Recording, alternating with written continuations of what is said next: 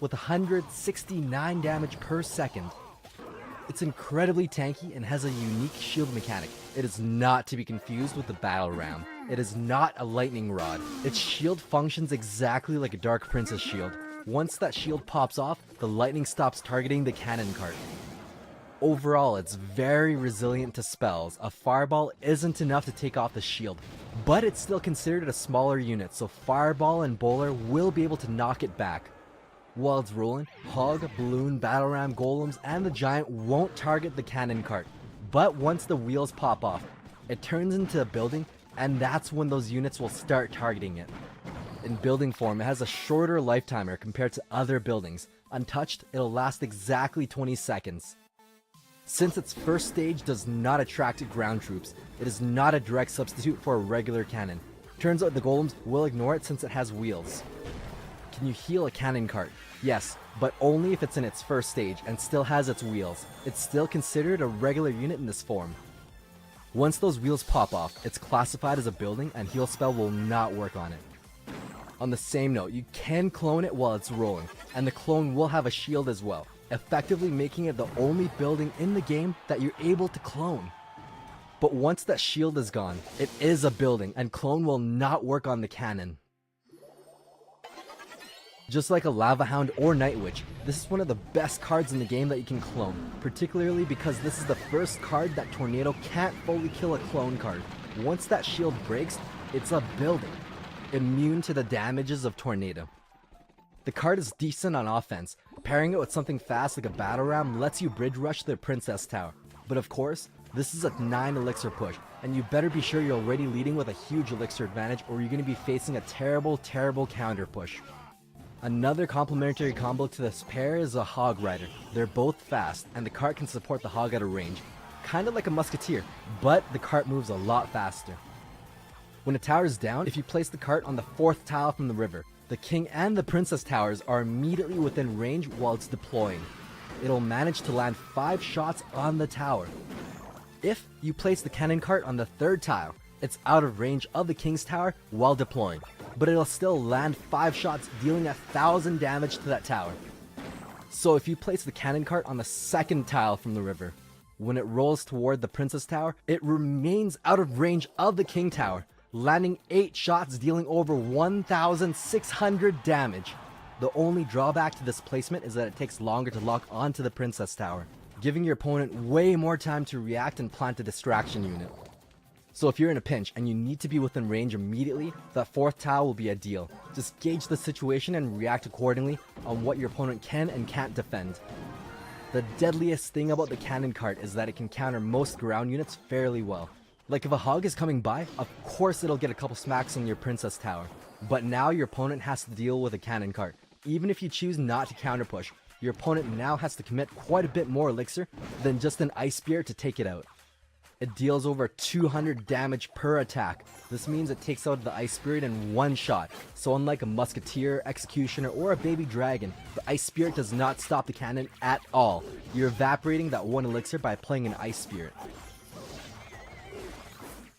Smaller units like Skeletons or Goblins aren't as effective at taking care of it either. It's essentially a ranged knight that can one-shot Goblins, so you can't kite it. It may share the same DPS as a Musketeer, but it's got twice the health.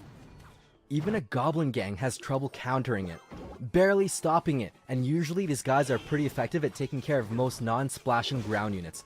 My point is that your disposable swarm cards aren't going to be as effective against the cart. Just like a Musketeer, it can prevent most of the damage from a Goblin barrel. They'll only get 2 stabs on your tower. The cannon shoots pretty fast. You generally have to commit at least a 3 elixir knight just to counter this card. With its fast 1.2 second attack speed, it's very good on defense. It can 2-shot archers, princess, dart goblin, or the bomber. It's kinda like a more expensive musketeer that only attacks ground. If you compare the musketeer to guards, she 3-shots each guard, but the cannon cart kills each guard in 2 shots. Guards are a decent counter, but are not super effective, since the cart is one of the few troops to be able to one-shot the shields. It can tank a bandit, take it out, and counterattack. Essentially, this is a net of a 2 elixir counter push. It'll still have the shield and land at least 3 shots on your opponent's princess tower if they ignore it.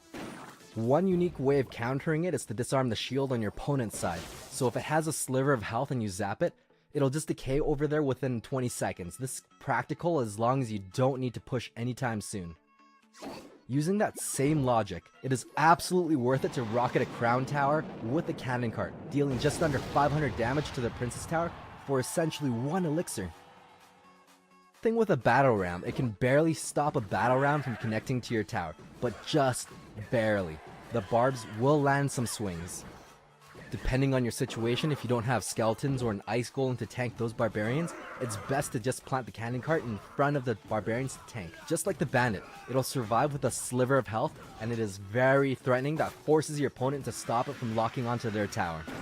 A big guy like an executioner can counter the cannon cart on your side, but he will die. This is a pretty big deal. He costs 5 elixir and dies even with that princess tower helping. The best 2 elixir card to stop an unsupported cart is the ice golem. It stalls the cart long enough to pop, leaving it out of range of that princess tower.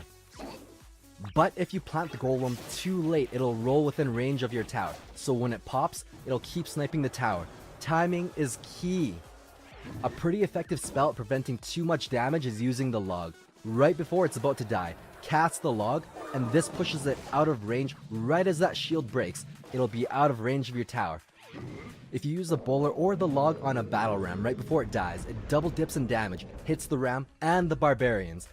But this is not the case for the cannon cart. Their splash attacks will not deal twice the damage to it. Another effective spell at making sure the cart can't lock onto your tower is a tornado. Pull it right before it pops and the tower will snipe it ever so gently. One of the things about this card is that you'll need to be sure to have some anti-air to back up this cart. It's like a bowler. They both cost 5 elixir and they are both defensive ground units, so obviously they're weak to air. The key difference is that the bowler moves and attacks much slower compared to a cannon cart, so even a minion horde can't stop the cannon cart from locking onto your tower, unless you have something like skeletons or ice golem to distract the cart.